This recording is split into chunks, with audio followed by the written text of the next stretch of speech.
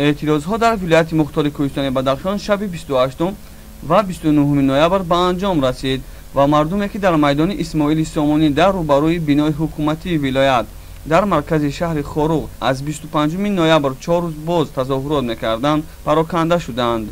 میتینگ در خروق تمام شد. مردم خانه به خانه رفت. درباره نتیجه هایش پگاه خبر می‌یابیم. به کشورمان صلح و ثبات آرزو می‌کنیم. چنین نوشت شب 28 و 29 نوامبر در فیسبوک فعال شناخته زاده بدخشان مظفر امامداد.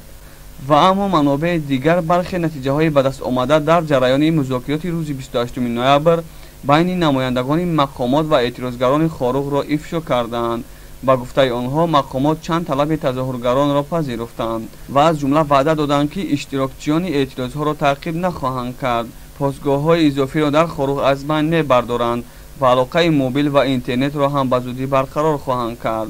در مسئله اساسی کشتار دو ساکن دهه تودم ناحیه راش قلعه کلبیدین زیابکو و توتیشا امیرشایف که محض مرگ آنها سبب موج اخیر اعتراضها در بدخشان و خارج از آن شد، تفوق به دست آمد که مقامات تفتیشاتی پرونده مرگ آن را زیر نظارت نمایندگان گروه کاری 44 نفره که تظاهرگران برای مذاکرات با مقامات انتخاب کردند تحقیق خواهند کرد.